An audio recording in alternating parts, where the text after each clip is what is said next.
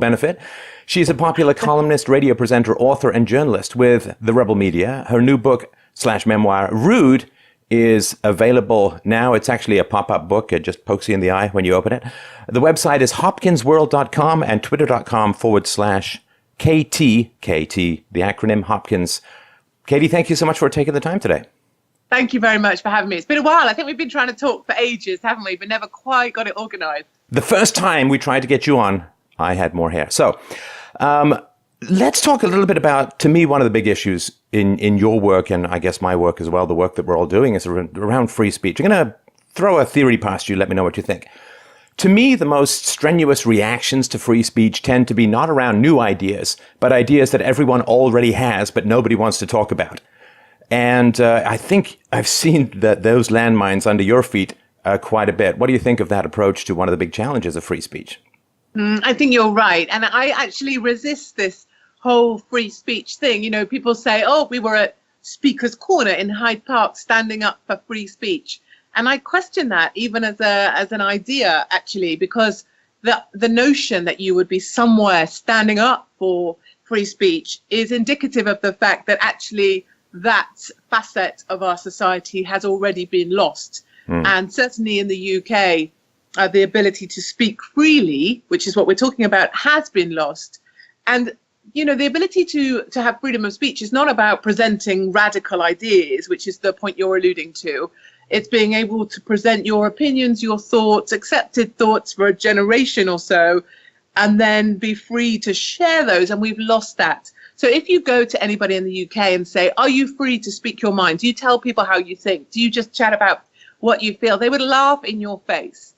And even if I get in, say, a black cab in the city of London and I shut the door and the driver will go, all right, Katie, you know, I can say what I want because you're in the car. And it's that sense that we have lost that permission to just say the things we think. And I think most people these days have a sense of, can I say that before they even speak? And once you've achieved that in society, you have already managed to oppress that ability to speak freely. And I think that's truly where we are. I don't believe we have freedom of speech in the UK today. It was a little bit of a bait and switch when you think about it, because, I mean, I grew up in the UK, but I left in the 70s, or was taken out in the 70s by my family. It was a bit of a bait and switch, Katie, because I remember back in the day, this whole idea of diversity. We're going to get lots of people from all over the world, different religions, different perspectives, different ideas, and it's going to be this wonderful bubbling conversation. It's going to really enrich everyone with lots of different perspectives.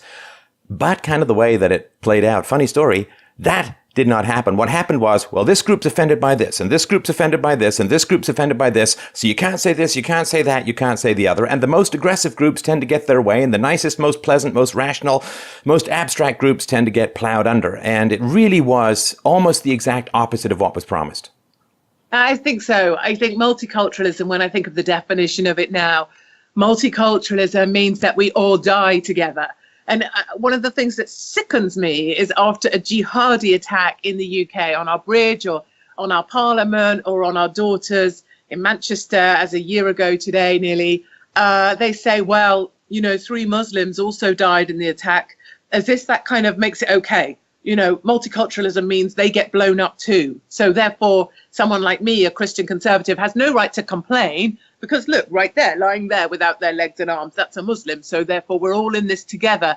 Well, you know, that's never been my understanding of how we improve a society, that we, you know, embrace everybody so we all get blown up together. Like that doesn't work.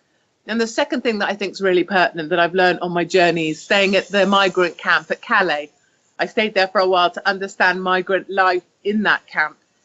And the thing I think naively I thought was that when you come here and you've traveled from Afghanistan or you've traveled from Libya or parts of Africa, is you would come to Calais and it would be a new start. You're looking for a new life. You're trying to get to the UK. But actually in that camp in Calais, everyone brought with them their same old hatreds they ever had. They didn't walk into Calais and were reborn with this new kind of idea of Western civilization. The Eritreans hated the Afghanis, who hated the Somalis, who didn't speak to the Libyans. And they would fight over food, fight over the clothing handout, and then fought over the visa line, which is when a few got shot. So we don't import multiculturalism. we import monocultures who continue to hate each other just like they did before. Well, and when I go to a French restaurant, I want French food. And the question about if you go to another country, let's say that you love Japan so much, you want to go live in Japan, you want to learn Japanese, you want to integrate yourself as much as possible into that culture, well, that's one thing. And it will take you a long time, even if you have a great desire to do so. But this idea that you're going to bring a lot of different cultures into England, well, if they're coming to England, I would assume it's because they like something about the British culture. And if then that British culture kind of commits seppuku, then the people who've come there to enjoy that British culture don't get to enjoy it. And that is a real shame. You end up with less diversity when you try and mix everything up together. Absolutely. And it's one of my questions that no one ever seems to have an answer for is if Islam is so fantastic, you know, if you love it so much that you want to bring it everywhere you go, why didn't you just stay in the Islamic countries where you could practice your religion because it was so fabulous? Why come to Christian countries and then impose the very religion that you ran away from because it was too oppressive or you weren't able to do the things you want to do? It's a real frustration to me, and a real disappointment as well, the amount that we've just sort of knelt down, bowed down to Islam. You know, I take example, I have 3 kids, so my kids are 13, 12 and 9. And in a state school that used to be at, there was 3 trips to the mosque for building understanding of the mosque with my children within a term or 2. And that's fine. Also, if you say, well, okay, did we visit, the cathedral? Did we go and visit a synagogue or whatever? But it's always the mosques. And that feeling of the takeover of the UK is really strong. And it's the reason I spend time in America now is to say, do not become as we have become. Do not let yourself fall as we have fallen. We got so sick of that whole thing after every explosion, every jihadi attack. Our leaders come out and say, we stand together. We stand united. We will not be cowed. We will not be defeated by terrorists. And it's the same narrative every time. And we are cowed. We don't stand united. I'm in contact with individuals who were blown up in the Manchester attack a year ago, and they're still learning to walk, and their families have been divorced, and their children can't sleep. We don't carry on as normal. It's a lie that's perpetuated by the establishment that drives a narrative that people buy into.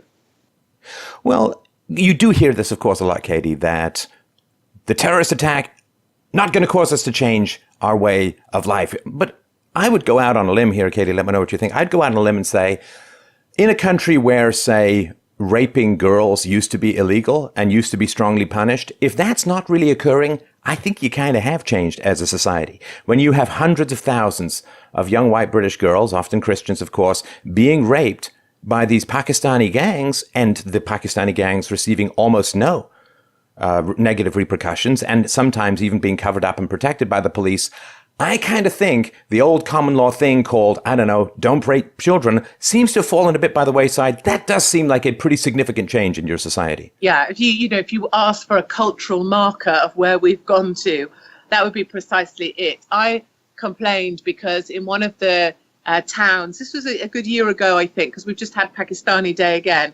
But there was flag raised. A Pakistani flag was raised in the town, one of the towns. I believe it might have been Rotherham, but the Pakistani flag was raised on the sort of International Day of celebrating Pakistan in the same town where a grooming gang had raped so many hundreds of young girls. And I had made a complaint about it, saying, I don't believe it's appropriate to raise that flag in that town at this time when our girls are raped. And I was reported to the police and was investigated by the police for hate crimes against Pakistanis.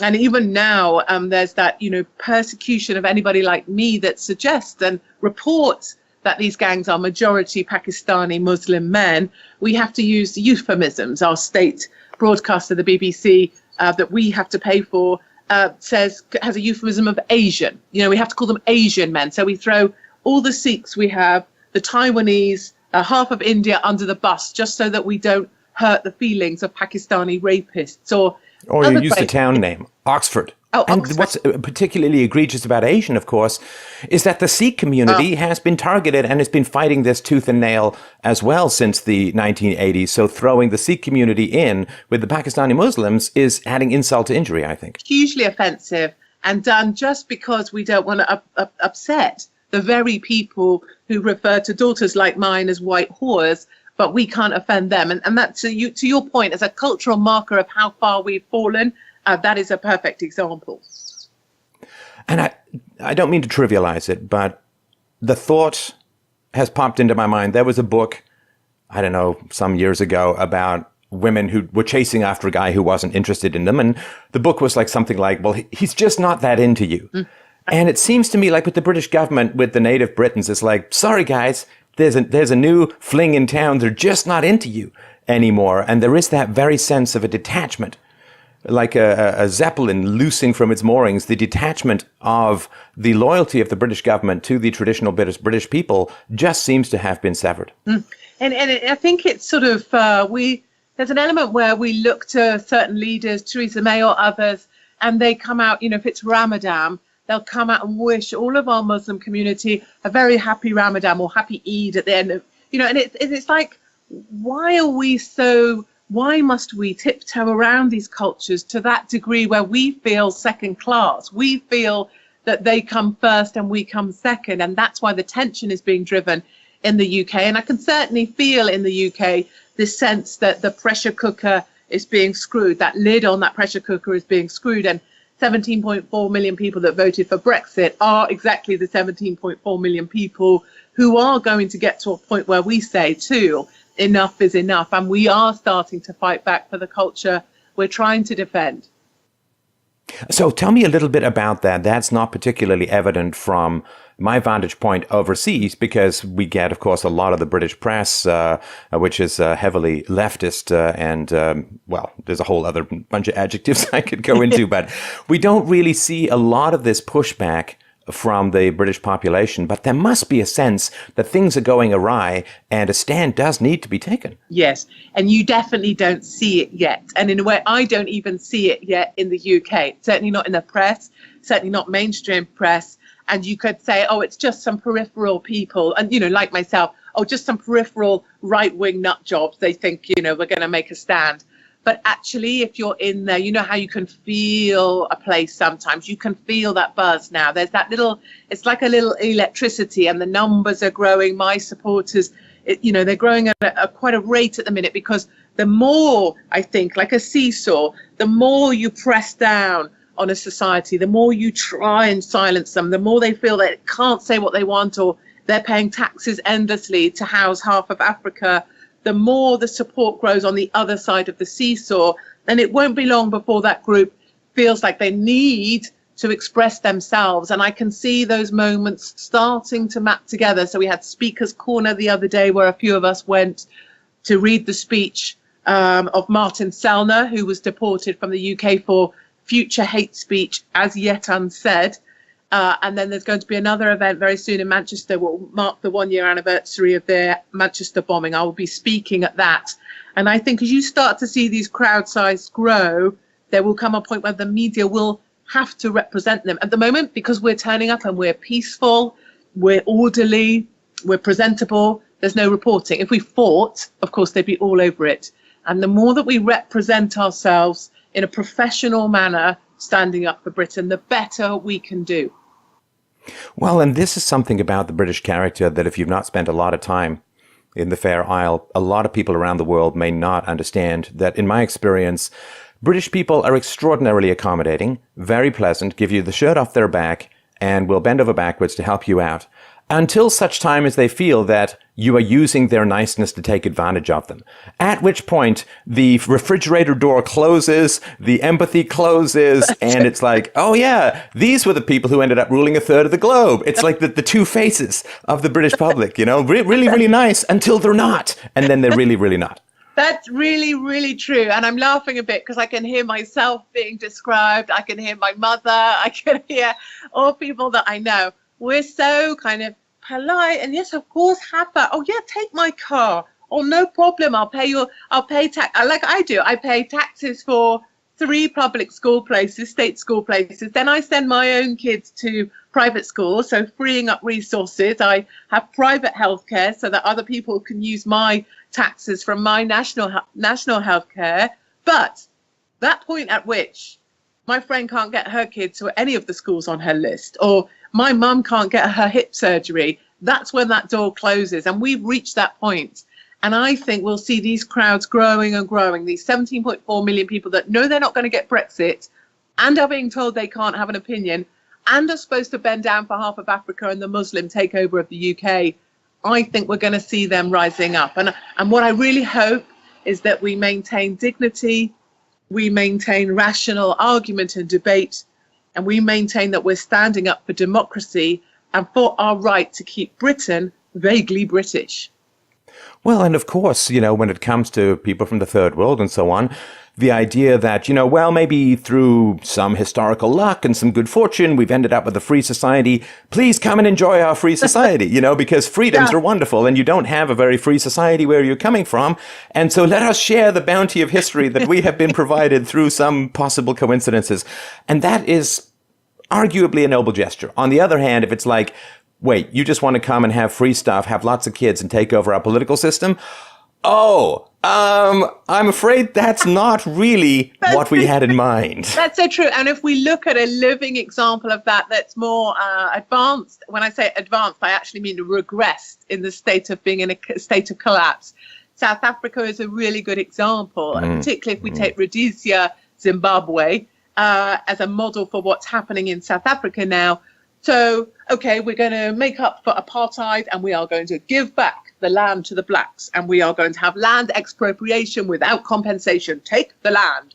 And of course, it turns out that just by giving someone the land, that doesn't make them a farmer. Just by giving someone a car doesn't make them a driver.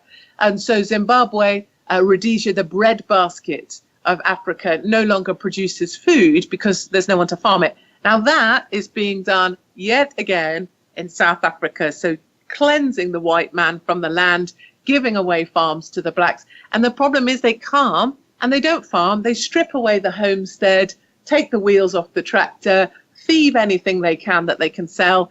And then now South Africa is a net food importer for the first time. And that's very much like the model I see here in the UK. Okay, we'll give away all of the breadbasket of Britain, and suddenly we can't feed ourselves, we can't pay for ourselves, and we've ruined our country. And so we move further east to Eastern Europe. And I see that replacement happening. Well, there's a lot in what you said. So let me just jump in with one thing, get your thought. There's this horrible repetition, and it's not just Zimbabwe. What I'm reminded of, Katie, is the Holodomor in Ukraine, where because, let's be perfectly frank, Marxism is not unknown in South African politics. It's not completely off the table as far as the mindset goes. And this idea of like, well, it's all the evil capitalists who are the nasty exploiters, whether they're whites or whether they're what they're called the kulaks in Ukraine and other places. There are all these people, they're pillagers, they're exploiters, they're colonialists or whatever, and they have the land and it's really bad and they're stealing from us, so we're going to go take everything back. If someone steals your bike, you can go take it back. But what actually ends up happening is the most competent people get kicked off the land. You replace them with less competent people, or as you point out, no people. Funnily enough, nature is not a volcano of grain. It doesn't just come popping up out of the earth like magic. Whoa, I just step in there and up comes the food and the bread and it's magic. And so then what happens is a population in South Africa, which has swelled enormously since the post-Second World War period. It's an 800% increase in the black population. I don't mean to be a rampant biology aficionado, but that does require a lot of food. And if you kick all the people off the land and you run out of food, the excessive population, which is predicated on the excess food production, no longer has enough to eat. And then they're going to start stampeding north. Yeah, of course. And we've seen this repeat itself from Zimbabwe and other places, is then what happens is the Western governments like my own, that won't talk about the story I'm trying to bring, that won't show, I doubt they'll show or will allow me to show the documentary that I bring from South Africa to reveal some of these truths. Then they'll be asked for food aid because Africa is starving. And of course, taxpayers like myself will fund food aid for the black people who've taken the land from the white farmers, genocided them off the land and no longer have food security. And it's one big warning that we should already be recognizing is Cape Town has only, I think, 32 days of water left before the taps run dry. So they already have people queuing in lines to get water. Kids have to take 2 liters of water to school with them. for the day in order that they can wash their hands. They can't flush the loos. And so I'm sorry to interrupt. I just wanted to point out that you were talking about people running out of food and water, and it really sounds like a vulture is somewhere in your room. I know. Yeah, a large bird just flew overhead. I'm not in South Africa, but we're kind of blending the story with my environment. All the vultures are like, where are the dying people? I'm off. Here I go. Wow. Okay, sorry, go on. No, you're good. It did sound a bit like that.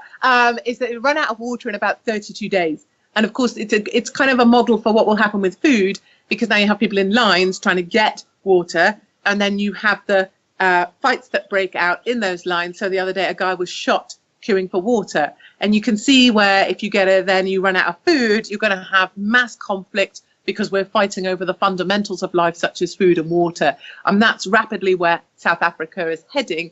And again, because they decided that all white people are essentially bad, kill the Boer, kill the white man, and all black people are fundamentally good, just by some divine principle that none of us ever understand, other than we should be always on our knees apologizing for apartheid. I mean, how do you ever move forward if you're always going to be looking back to something that happened in the past? I don't know. If only, Katie, there were some examples in history of an entire group being demonized who were then acted with universal violence against. And let's talk a little bit about what's going on in South Africa, and in particular, the farms, but also the horrifying human cages that the whites live in. What did you see, and what's going to be in the documentary? Yes, it's absolutely cages. You know, caged people is exactly how I describe it. It is humans living in captivity. And that's a kind of a curious notion, really, that for white people to exist in urban areas or not necessarily on the farms. Thinking of a family I stayed with, the mum to do the school run, you know, you're coming out of these huge gates, not gates like we imagine, gates that are taller than your eye line, automated gates. You have to call security before you leave your house to do the school run with two children. You're going out, they're armed at all times. Women are armed. They carry their weapons on their person. They do the school run by a different route every day in case they're going to be attacked, because they are ripe for attack because they're seen as rich. The mother will do a different route home, again, to vary the possibility that she'll be attacked. And when she gets back within 100 meters of her gate to her house, she goes onto her phone to check the cameras around her front door and her gate to check nobody's lying in wait for her. And then she will open the gate and go in. Now, that's just to do a school run. Stuff that we wouldn't even consider as being part of just the mechanics of getting a child to school safely. And that's for whites that are just living in urban areas trying to live normal lives. You go to those farms, you know, one of the wealthiest farms I went to, and the trees do literally drip avocados and macadamia nuts. And that isn't by some marvelous feat of biology. That's through brilliance of farming. But it was like I visited a few high security units in America. It was the same. It was a high security prison environment to protect the macadamias and the avocados. There was a helicopter response team for when they're attacked. They have roving patrols, cameras everywhere. So in order to be able to farm safely or security, or at least have food security on your farm, that's the sort of level of defense mechanism you need, a £22 million fence system. And that's just to protect some avocados. So you can see if that's us coming, you know, and I don't want to jump stories, but the one pertinent line that always really stands out for me, I went to Sweden to the no-go zones, and a fireman there in the toughest fire station in Sweden said he was building a bigger fence around the fire station because the migrants were attacking the trucks, stealing the cutting equipment, stealing the fuel from the fire engines. And I said to him, is this the future for Sweden? We're going to build taller walls to keep people out. And he said, no, we're going to build more walls to keep the things that we love safe. And I wonder about that whole thing about our walls to keep people out or our walls to keep the people we love in. Is that the new model? And in many ways, apartheid in itself was a wall. It was a way of dividing two types of people. So I don't know with the wall thing, but I do think walls to keep people in. I can see us moving to gated communities in Eastern Europe as we move across. This is a horrifying situation, and what is even more horrifying to me, Katie, is the lack of recognition in the international community regarding the plight and the extraordinary amounts of danger that the whites in South Africa are facing.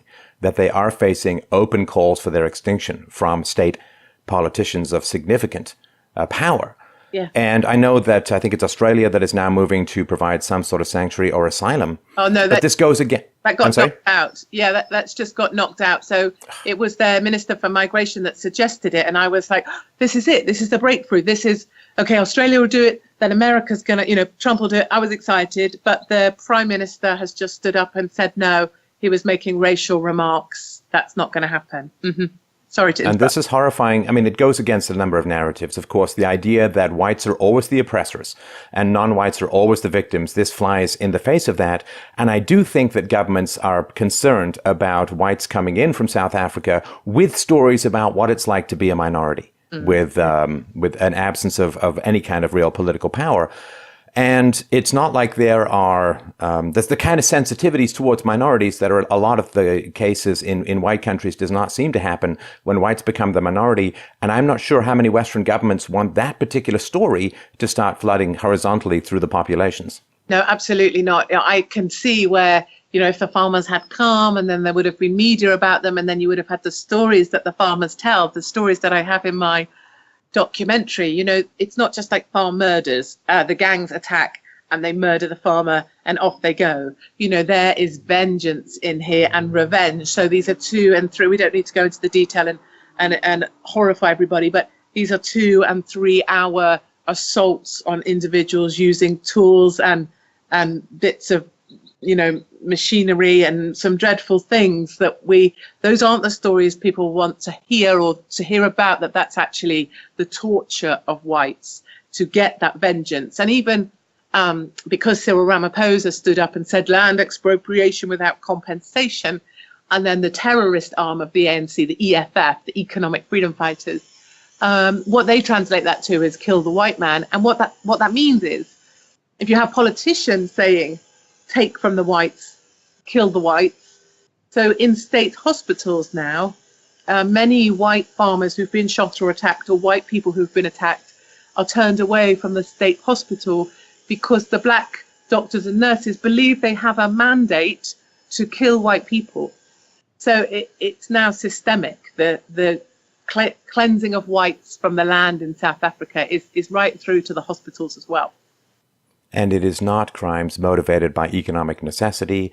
It is crimes motivated by a deep-seated racial hatred that involves brutal and truly satanic levels of torture, of rape, of abuse, of the physical destruction, and of course mental destruction, as you've pointed out, that the aftermath, it's not like when the attack's over, everyone goes back to normal. That you have people now who can't sleep. You have women who can no longer have children, as is the case with the pedophile victims in the UK. It is an assault upon the very reproductive and parental capacities of an entire ethnic group, and the brutality of it is so extraordinary. And compared to the sensitivities, which I wouldn't disagree with, about some of the brutalities visited upon the blacks by apartheid, compared to the sensitivity for, like Peter Gabriel warbling all about Stephen Biko, okay, that was a terrible situation. But where are the troubadours? Where is the awareness? Where is the sensitivity to the other swing of the pendulum and the people who are genuine? And where can they go? People say, well, first of all, they've been on the land longer than the oldest whites in America have been in America, so there's a lot of root there. And where do they go? Where do they go? They have no resources, they'll have no money, and they're going to end up in these squatter camps, as has happened to hundreds of thousands of other whites in the sort of new Soweto, I suppose. I mean, there's no options for them. They've nowhere to go. The stand and fight or be airlifted to a more sane country. Those are their only 2 options, I think. Yeah, that's absolutely right. I went over there with that question of and it's a naive question, but I think it's honest. Why don't you run? Why don't you go? Why would you stay when they would say, well, tonight could be my night. And of course, when you're there and you see the poverty of the farms, that they have nothing apart from their cows or the land or the crops that their grandfather, he took the bush veldt and he made it into this land. That's why they don't leave. There's such a strong connection for God and family and the land. And they say it's almost like they have already committed to that. They say, I will be buried in my boots. This is my land. If I bleed for my land, it's like their ultimate sign of commitment to the land of their fathers. It's really biblical when you're there. it really moves you. Sometimes hard to breathe there for it all. But I also see, I went to visit the slums, the slum settlements, and I found, speaking frankly, and it's not something you're supposed to say, but I kind of had this, but I didn't think white people lived like that. That sounds like a hugely racist thing to say, but it's just I didn't realize families, white families that have been driven from their land. This gentleman, he lost his job, had no hope of getting another job. You know, they lived, 7 of them, because the mum and dad had to move in with the daughter. No water, no light, no bathroom facilities at all indoors, and a cooker that the tap didn't work. You know, and I sat on and no air conditioning in Savage Heat. Nothing, and the smell. You know, it's on a rubbish dump. The dogs are everywhere. You know, it's beyond imagining that family who was just like mine. The lady was just like my mum. The kids were just like, it was my family. And they ended up there because the country has made it such that there is no hope for white men. You can no longer get a job if you're white because they have to employ black people. So yeah, it was a hard story. I don't know the solutions to it, and I don't ever pretend to. I don't think we can all come and say, I have answers. But I think we can all go about and find our truths better. And one of the things I think we all need to stop doing is sitting in rooms sharing our opinions, and we need to do more getting out and finding the truth and just showing our truths, and then people can judge us on those. One of the things that has struck me about your recent journalism, Katie, is the connection between the kind of poverty that you're seeing in the homeless areas of Los Angeles and what you saw in South Africa. And what just sort of moved me about what you were saying was, when you say, well, whites don't really live like that. Well, in a state of freedom in general, no. So what's happened is the political and economic tyrannies in South Africa have reproduced in whites the kind of environment that you'd need to be a 20-year drug addict with enormous mental health issues to replicate in the West. That's exactly right. That's exactly right. It's in South Africa, it's just a feature of being white. It's just a feature of the colour of your skin that you're in that slum. It's a feature. The gentleman who worked all his life as a tow truck driver said, my life is over because there's nothing for me here. And just his family, and his children came home from school, actually, his grandchildren, they were immaculate. You know, it's one of those moments where you go, they're much smarter than my own children would be. And so it's heartbreaking to see that in South Africa, just as a facet of the colour of your skin, you are a slum settler with no hope and no life. Whereas in Los Angeles, yes, you have to be drowning in a sea of drugs and mental health issues, and the sanatoriums be closed, and that puts you in an equatable kind of position. And it has been, I would argue, maybe since the religious wars after the Reformation, it has been a long time since sort of WASP culture or white Western European culture has been fundamentally tribalistic. We have for many hundreds of years developed the concept of universal rights, of no in-group preference, of equality under the law. And I think it's difficult for people who grew up in that culture, not necessarily whites, but in sort of Western European culture. I think it's really difficult, Katie, for people to understand how deeply rooted tribal thinking is in other cultures. And the idea that we are going to not have any tribal preferences, not have any in-group preferences, and we're going to open up our societies, and somehow this universality and this lack of tribal in-group preference is going to just magically transfer. Boy, that's kind of a big risk to take in many ways. Yeah, it so is. And you see them almost, I kind of see it like, in the old days, you used to get the sheets out and things. I can see my grandma doing it with these scrubbing brushes, and they used to scrub the sheets and scrub them by hand to get them clean. And I see that with society now, with the kids they take in Sweden. They just took kids in a preschool, and they took them out and they made the girls do the things that boys would do. So they made them walk barefoot through the snow. I don't know that that's what boys do. And they made the girls shout out of windows and scream out of windows. And then they made the boys massage each other's feet. That's in preschool. And the analogy I draw in my head is this, like my grandma scrubbing the sheet, is trying to scrub away anything that gives us a sense of cultural identity or anything that allows us to define or be part of a group. They seem to want to scrub that away from us. No, you can't have a flag. No, I never see the British flag, the Union, anywhere flying. And it's like they want to make us just this vanilla person that they can then move around the globe anywhere they want, and we will never complain. It's a very curious sort of mindset. It's the opposite of everything I feel. Well, and the thing that I find amazing is that feminists are complaining about sort of white male patriarchy. Now, if you are a woman and you're going to be born into a society and you want your economic opportunities and your freedoms and so on, you kind of want to be in Christian, often Western nations. And you could sort of argue from Vindication of the Rights of Women hundreds of years ago that the focus on trying to gain political and economic equality for women has been a very, very central aspect of Western culture for hundreds and hundreds of years. And still, white males are still hopelessly patriarchal and sexist and dominant and nasty and unfeeling and cold and mean and so on. It's like, so you've had hundreds of years to work with white males in the West and we're still terrible. Tell me again how you're going to fix some guy from Somalia in 6 months. That's so true. And it's such a good analogy. And I think Western feminists, for me, the only thing I dislike about being vaguely a woman is that I may in any way be associated ever with Western feminists. They've never been so disappointing. And I laugh in some ways, when they're always so independent and we don't need men and we're not paid as much and isn't it dreadful and we must fight for our rights. And then the minute females get divorced in the West, they go trooping to the court to get their husband's money to sustain themselves. And it's like, hold on, I thought you said you were an independent woman. What happened to that? So, yeah, Western feminism is incredibly disappointing and incredibly weak.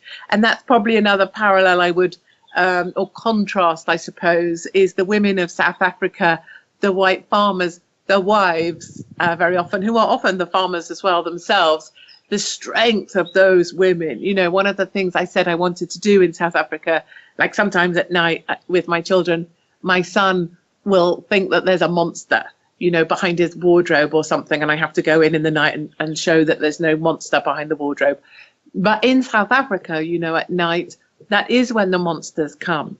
And those women go to put their children to bed knowing, and they shut these big iron doors between their kitchen area and their bedrooms, so there's another line of defense. At night is when the monsters come. And being with those strong women, reassuring their children against all the odds, in fact, because that night might be the night, that really moved me. And that's why I just look at these women marching around with their stupid banners or my vagina's made of steel, Oh, really? I've never known or seen anything more weak. So that's my heartbreak on it, is, it's trying to take these real strong women and give them a voice and give them a platform. Didn't actually know steel rusted that much, but now... This to me, Hopkins, I should share with you. So on radio, I was cross about this whole my vagina. I apologize for the vagina word. My vagina's made of steel, and so I had a bit of a rant on the radio, and I was like, "Well, I can stick a can of Coors in mine sideways," and I got Ofcom for that because it was offensive talk on the radio. And my boss came to me with a transcript of that and read it out. You can stick a can of Coors in your vagina sideways. It's all very awkward. Now, but the question is, can you open it? But we don't need to answer that right now. But this has always been something that is frustrating to me about feminism, and I am the father to a wonderful daughter, and I'm very interested in her future and all of these wonderful things that she can achieve. But the idea that the patriarchy is the great enemy, when, as you point out, a lot of women, when facing difficulties, immediately run to the government and it's like, well, we're not being paid as much as men. Well, you should really be empowered to negotiate for yourself. No, we need a law that's going to force men to pay us what we want. And it's like, and I was struck by, there's a video where, and I do find the topic, I know we're jumping all over from serious to somewhat less serious, but the issue of obesity is quite fascinating to me, particularly sort of the modern explosion, so to speak, in waistlines. But the woman who you say, well, you're kind of responsible. There's hands, there's a mouth, there's some connection between the food is not teleported into your arteries.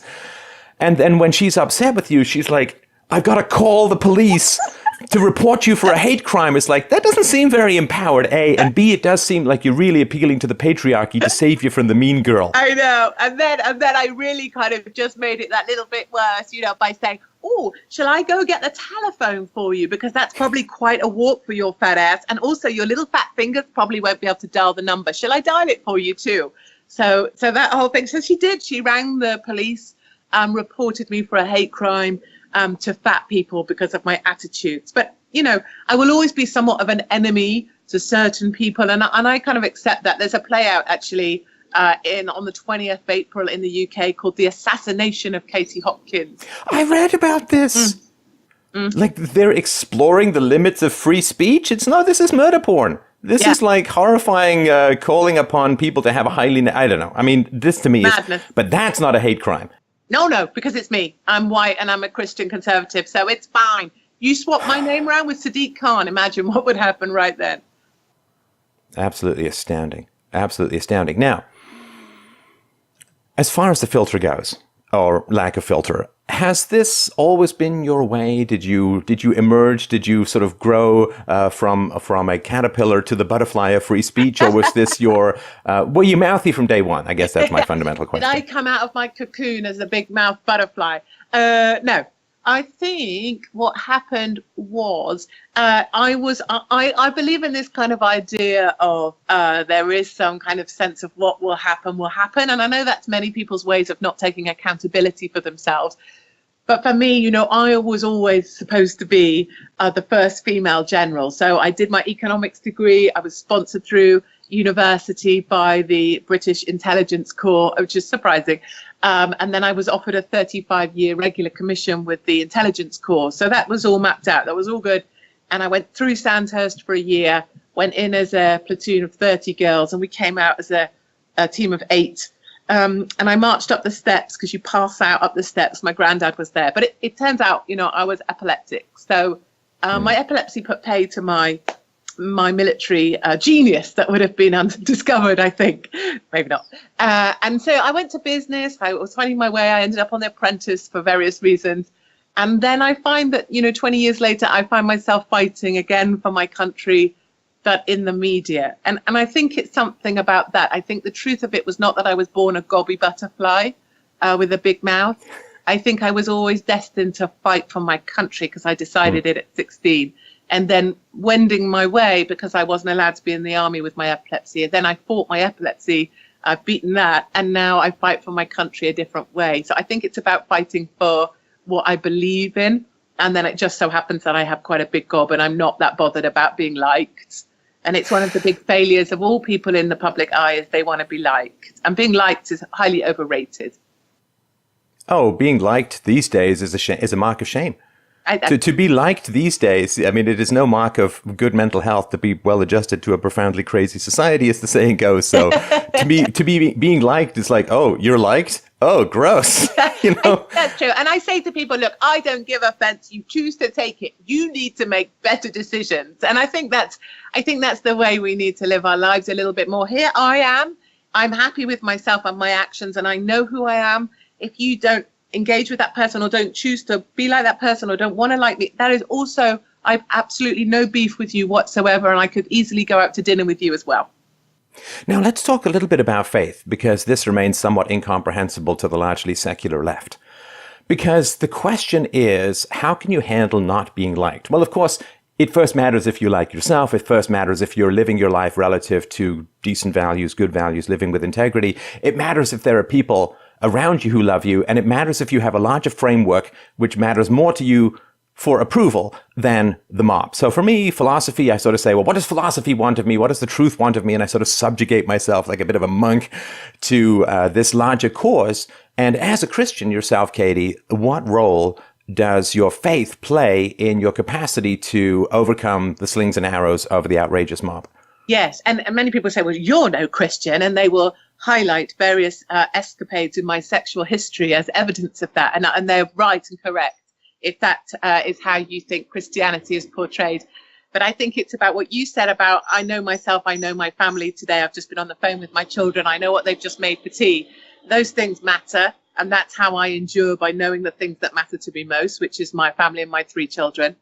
And then the second thing is, and it's kind of, it takes on this kind of biblical thing of South Africa, because the National Hospital for Neurology were kind enough to cure my epilepsy for me in March 2016. I had massive brain surgery, and so I'm a little egg now. I don't have a skull here. I just have, my brain is still hanging out. And they went in and cured me. And before that, I only had maybe 2 years to live. So they said, within 2 years, a big fit will get you. And that was always the deal. Every morning I would wake up on the road and I would text my mom, I'm still here. I would text my husband, I'm still here. And that was my routine for about 20 years. And then so I now have this new life. And so there is something about that that's linked to, okay, so I got given this, I'm going to just use it. And not in any kind of Christian way, or not in any kind of, this is about God and me and my relationship and my place in heaven. It's about, I got given this free life. And so, boy, I'm going to use it to fight for what I believe in. And that's why I think also I'm not afraid of anything, because I was due to pop off a little while back and I haven't. And so also when they try and kill me or assassinate me, or the jihadis practice stabbing me, I think, yeah, okay, you're going to have to try a little bit harder than that, because my epilepsy tried pretty hard and it didn't get me either. That's interesting. And the thought struck me, like, you're ever out with friends and you just find like 20 quid in your pocket and you're like, hey, let's have lunch, because found money is generous money. Yes. And found life is generous life. Yes. As well. Yes. Now, let's just close with this. And I mean, I'd love to keep chatting, but respectful of your time, let's close with this. The question of feminism, which we touched past, has always bothered me as well, because this is something I said many, many years ago, that feminism is just socialism in granny panties. Because when you go to feminists and they say, well, we want strong female role models, you say, well, Ayn Rand wrote these amazing books that were incredibly philosophical, incredibly influential, incredibly popular, and like, we don't like her. Well, Margaret Thatcher, first Western leader of an industrialized country, well, we don't like her either. And the list sort of goes, Ann Coulter, like very New York Times bestseller, Katie Hopkins, like these are wonderful, strong, powerful women with incredible stuff to say, and the kind of courage that leftists can't imagine.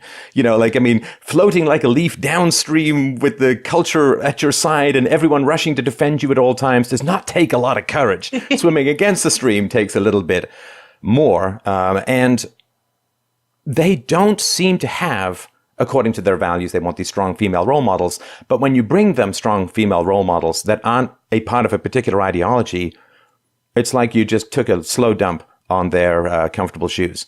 And what is your relationship to that? Because to me, you manifest a lot of the values of feminism that are claimed but not enacted.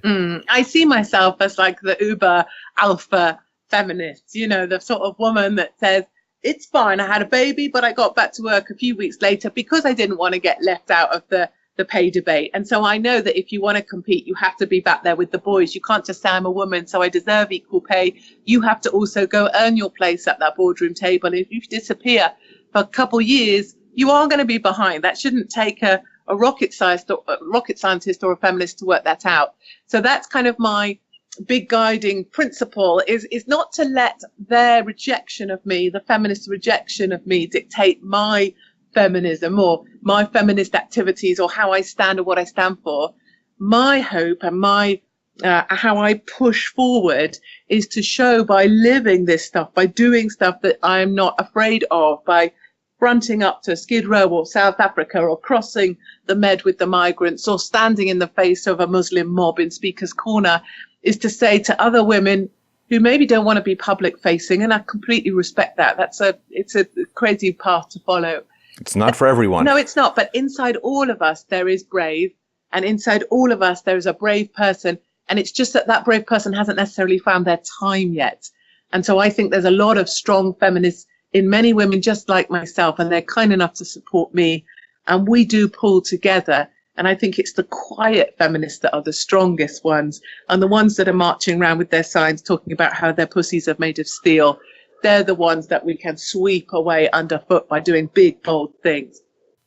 Beautiful. Well, I appreciate that sentiment. Just wanted to remind people, Katie's great new book, Rude, is available right now for a limited time. We'll put a link to that below. The website is hopkinsworld.com and the great twitter.com/KT, the acronym Hopkins. Thank you so much for not just this conversation today, but for a very inspiring life. And I hope that this does help people to recognize that to be disliked is not the worst thing in the world. There are far more worse things, losing your integrity, losing your soul, and stand up and be counted, because the time may not be forever that we can do so. No, absolutely not. We need to resist the narrative, get furious, and fight back. Thank you so much.